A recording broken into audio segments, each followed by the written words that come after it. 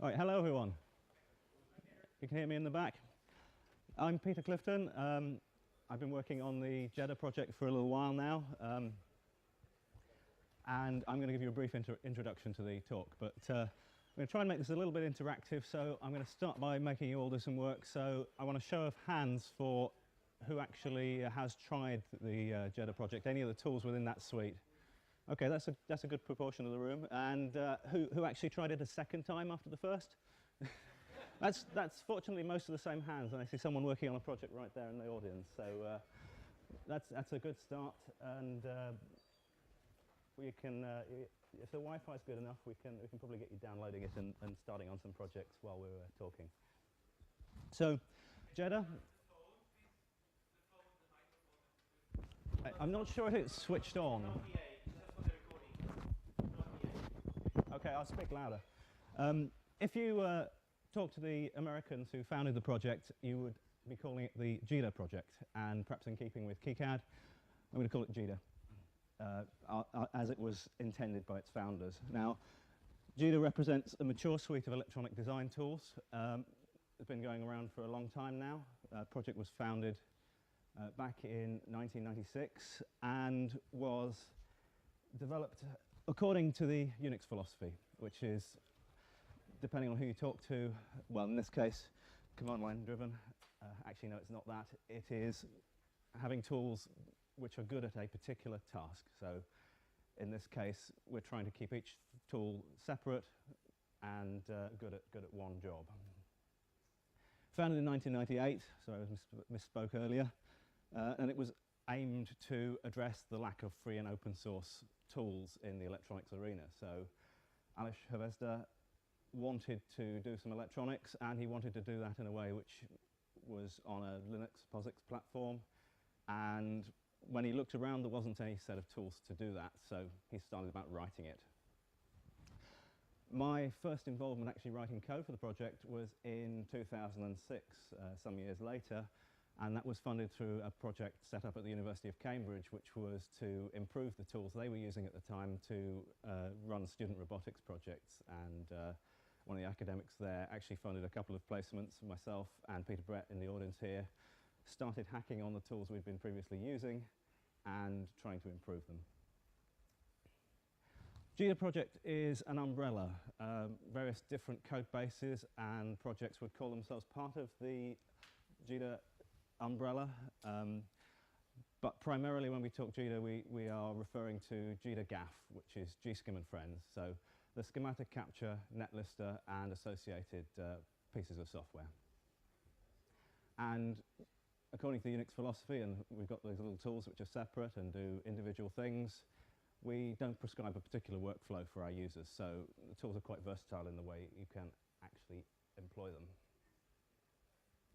which naturally means they're not particularly well integrated. So maybe as a downside, you've not got a single IDE where we can execute an entire design flow.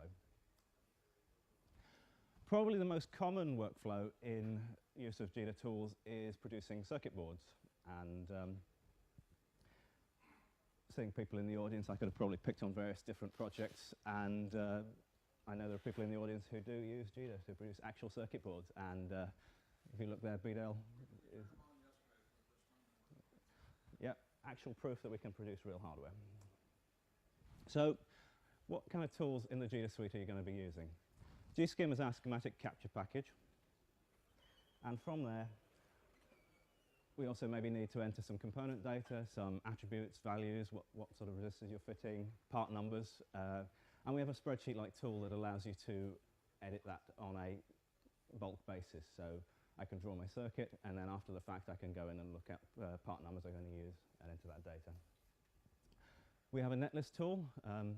Schematic is only really very good if you're documenting a design, but if you're actually wanting to use it for simulation or to drive a PCB workflow, you're going to need a machine-readable format. So you're going to need to extract a netlist from that schematic.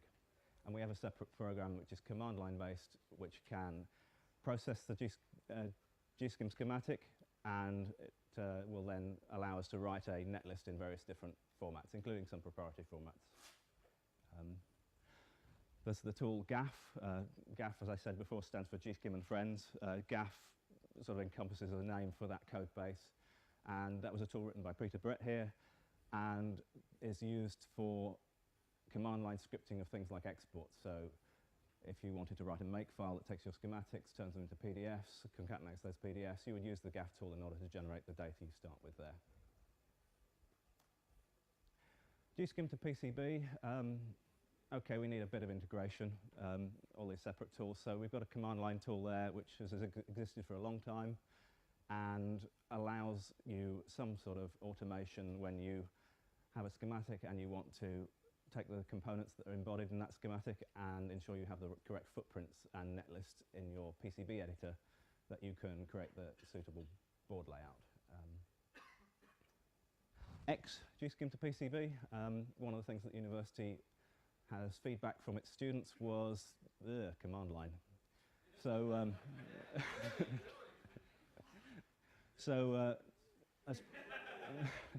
yeah, I get that a lot.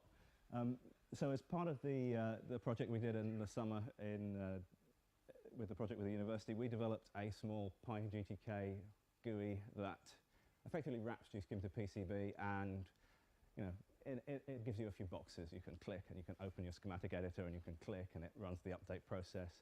And I use it. I find it's actually quite a convenient way of remembering which schematics go into my project, and I can access all the tools from one kind of place.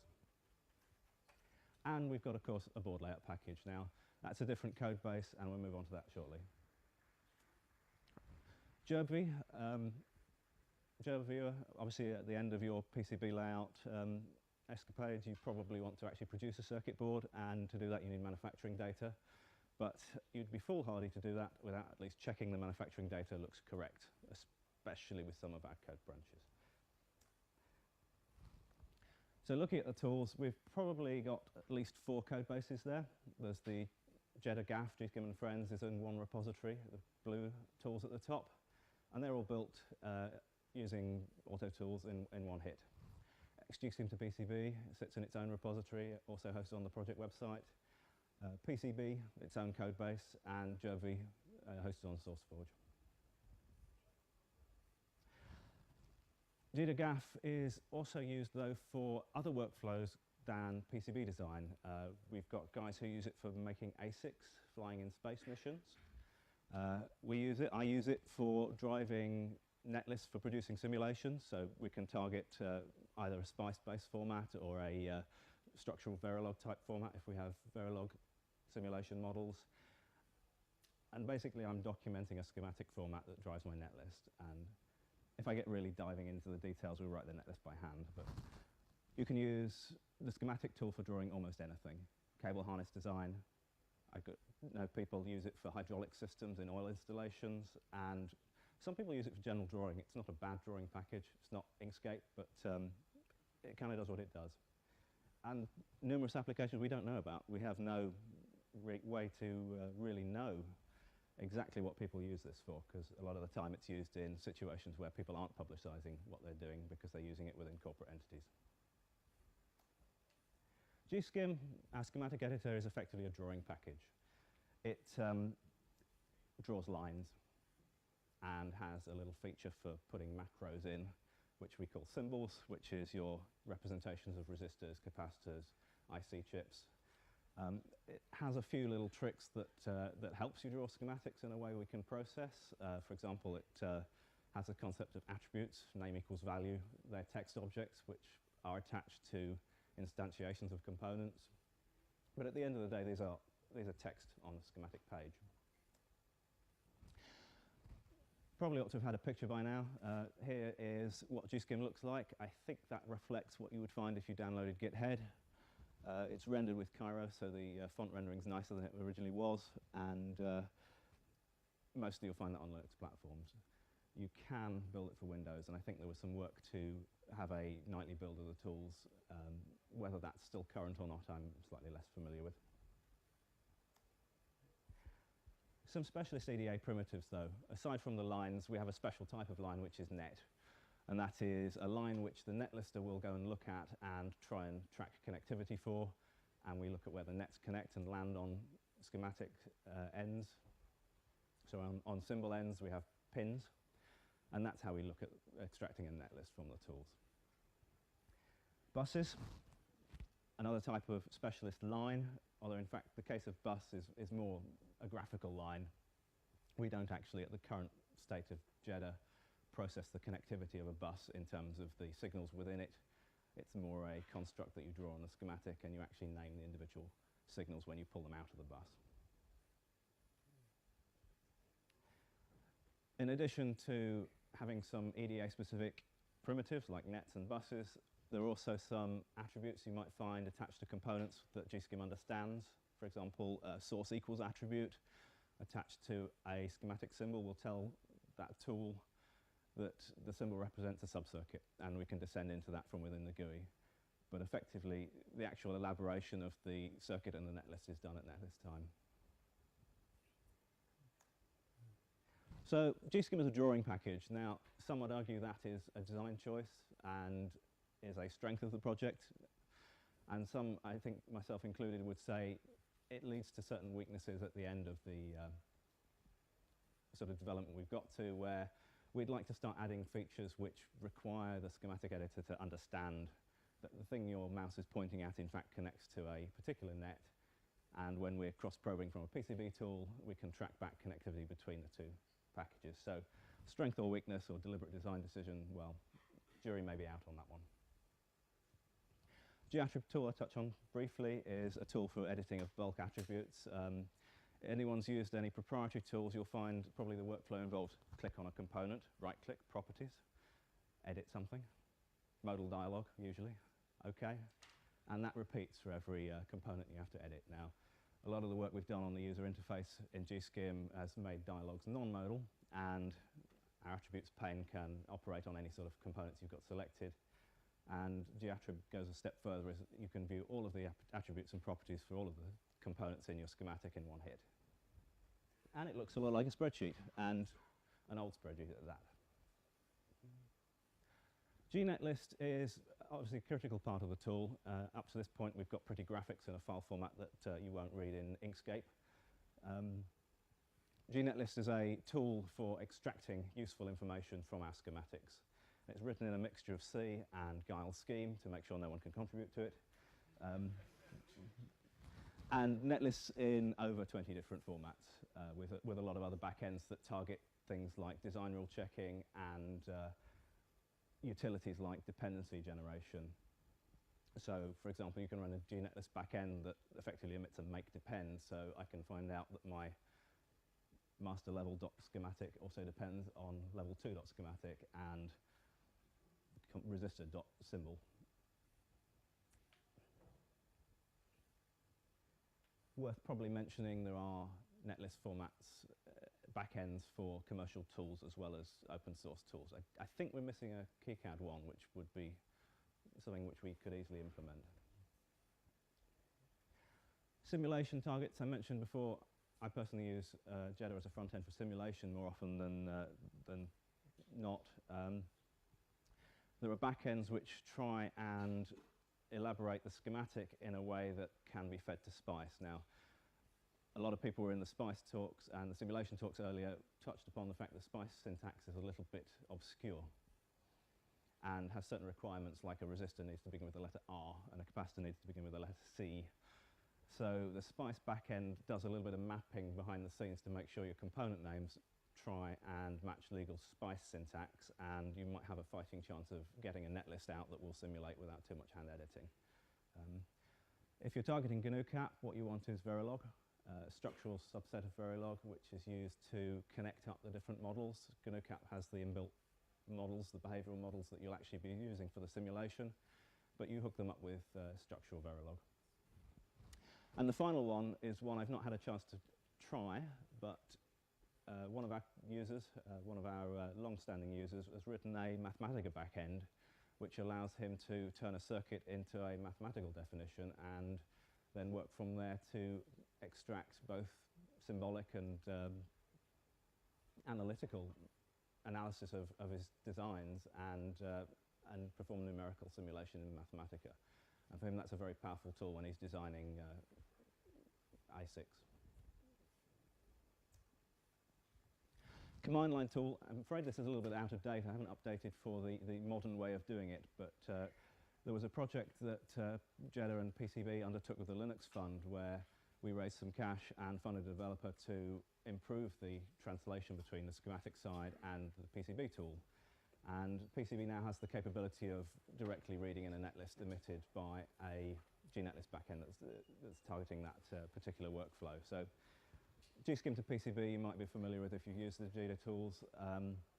Consists of a command line program you run on your schematic, and it will cross-check against your layout and look for any components that have changed value or that you've added to the schematic or you've removed from the schematic and then just need updating in the PCB. And the GUI. Everyone likes a GUI, right? It's a little box, lists all the files that you're going to process to create your netlist, and it notices when you hover over the window if you've touched one of those schematics and the PCB file date is older. So it's a poor man's make, but we did find it was quite a useful step in encouraging new users who perhaps weren't so familiar with the command line. And if no one tries your product because they're put off initially, you don't get very many users. If you can at least entice people in, they learn the benefits, and maybe eventually will be weaned onto the more advanced ways of using tools, then you keep users in the user base. PCB, it features a DRC check, gridless auto-router, has an experimental topological auto-router, which I probably wouldn't recommend using for anything other than small 1-2 layer boards. One thing which perhaps keeps it distinct from commercial packages I've used is you can basically draw things. Similar to gskim, it is a drawing package. You draw lines on layers and connectivity is then checked after the fact. Some tools I've used commercially will insist that you can't draw a line unless you're clicking on a pin and it knows there should be a net, which can be quite constraining if you're used to a package which is able to let you draw what you mean and then check up the connectivity afterwards. This is what PCB looks like. Again, should reflect what is in the upstream repository Git head. 2D view and the little sphere underneath that, that's a 3D sort of trackball type control. Doesn't particularly give you a 3D view at the moment, but does let you put some perspective on the board. And a lot of people, whilst they say that, yeah, that's a toy feature and we haven't got proper 3D there, I personally find that by rotating the board around, I can really visualize what I'm going to end up with as a product, even if that is just a flat circuit board. And the later talk on 3D shows where that may be heading and what we will do with 3D if we get the time and developer input to achieve that. PCB has multiple front ends. It's a separate code base to JIDA and has a completely different internal structure. Front ends we have, we've got a less stiff front end, which was written by DJ Delory and works upon the older X11 based front ends that use the Motif toolkit, I think, and probably before that the Athena widgets toolkit, and is a very traditional sort of Unixy, high performance, no frills, no GTK front end, and a lot of people quite like that. Our standard build uses GTK, which is what I would tend to use, and that is built with either a GL renderer, which I wrote, or a legacy GDK renderer if you haven't got GL support on your machine. And whilst we're saying GUIs, batch GUI is the command line GUI, which would just make PCB a command line program, and from within that you can load boards and export to the various manufacturing formats we support. GTK GUI can be compiled for Windows, and I use that from time to time at work.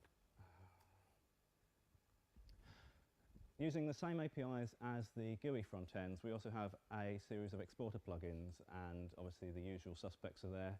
We can do Gerber, RS274X. We can emit PNG graphics, either of the individual layer geometries rendered as lines, or a more photorealistic output, which can be useful for, again, visualizing what you're going to end up with when you fab your board. We have PostScript output for documentation, EPS, again, more an image format like PNG in that case. But there are some specialist backends there which are some targeting CAM workflows, so G-code. One of our users wrote a backend which actually targets routers. So if you've got a XY table and a router bit, you can either do isolation milling or perhaps just use it for milling holes. Experimental code there exists for exporting 3D models of the board. At the moment, just the board. So we've got an interesting shaped rectangular board. You'll get a rectangle out in a 3D world, or a cuboid. But when you start putting cutouts in your boards, you start using complicated shapes that need to fit into a caseworks. The ability to export a 3D model is critical nowadays if you're trying to do product design and development. GerbV, I believe, is quite extensively used. It's got complete support for the RS274X standard, and I believe it's faithful to that standard. So if GerbV says it looks like this particular picture on screen, that should be what your manufacturer produces, and you have a reasonable degree of confidence that's going to be the case. Again, separate code base from PCB and GEDA.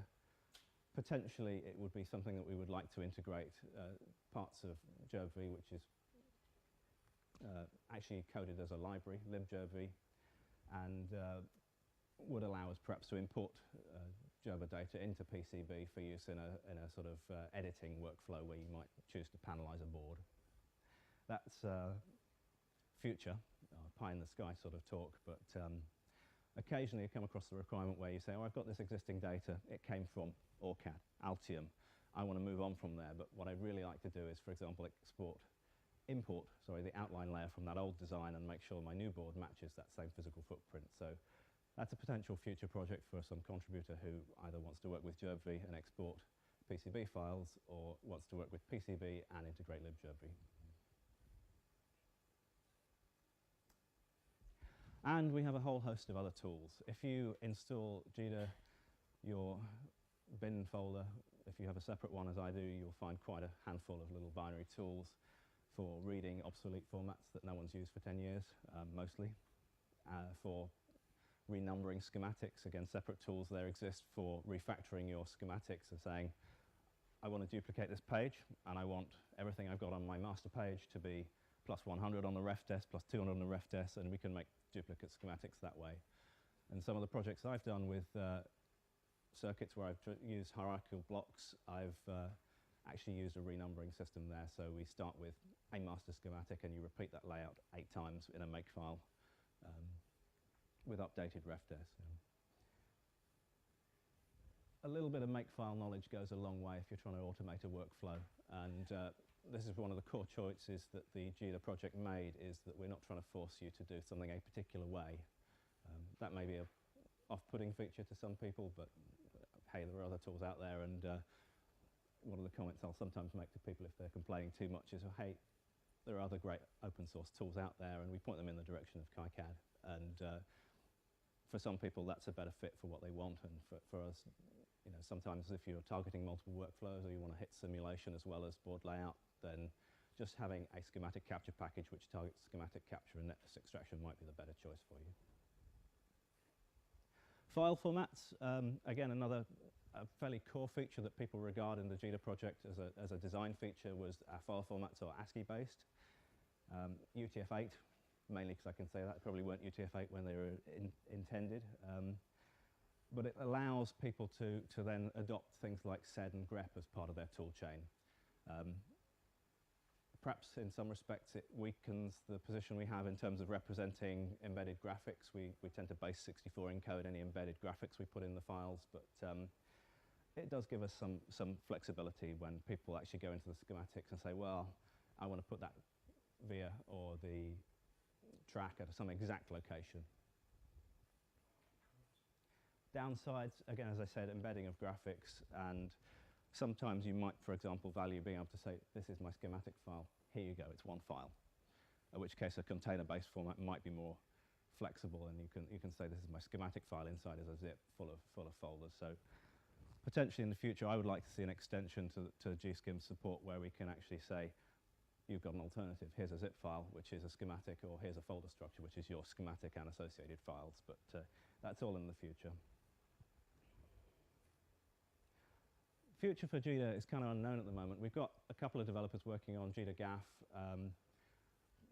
I haven't been really actively involved in development of the project for a couple of years now, and that's based on the fact that it really kind of does what I need, and you know, life gets in the way. you mature and you find, things like working for a living get in the way. When you were a PhD student, you've got all the time in the world. Not that I ever finished my PhD, but maybe GIDA had something to do with that. I'll blame GIDA. So I'd like to see us refactor a few things in the future, possibly split out some libraries so that we can use the core net listing functionality from more projects. And from what I'm seeing with the simulation guys, I think a netlist library that supports common netlist formats would be a good thing for the community to have and to have as a core library. Some of the things I perhaps envisage in my ideal package wouldn't fit with the GIDA philosophy, so either would be a separate project, or maybe the stewardship of the project in the future just takes it in a different direction. We really don't know at this stage. Thank you. And as someone pointed out, where do I get GIDA? Take a look at our website, www.gida-project.org. And if the site seems to be down, you could probably bet there's been a hurricane in New Hampshire.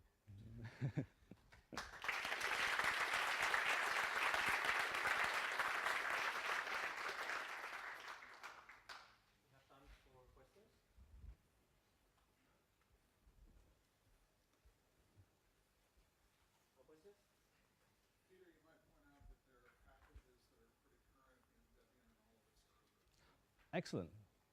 Apparently there are packages that are really current in Debian and all of its derivatives. This is kind of one of the things we've had an issue with in the past, is that the limited amount of developer effort we've had means that we try and spend our time writing code and less time making releases and packaging code, which is probably detrimental to the project. If you want the latest feature set, you're going to have to build that from the Git repository because we haven't got our backsides and actually released a tarball. That is probably one of our weaknesses as a project. We don't release often enough. The GIDA gap stuff gets released often enough. The PCB tool, it's now a long time since it released. I finally gave up and just put Git snapshot. That's probably a good thing to do. And I think for a while the reason for that is we reached 1.99 as a version number, and no one really knew where we were going to go next.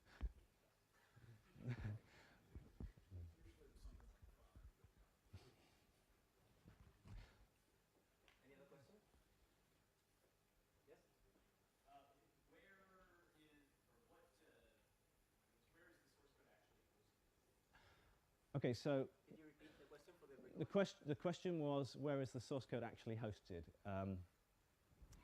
If you go to www.gida-project.org, you have a download button, and there are links to the source code for various different parts of the project. Now, GIDA GAF and PCB and XGSCIM to PCB are in 3 Git repositories, which are hosted on the same server that hosts that website, which is up in New Hampshire.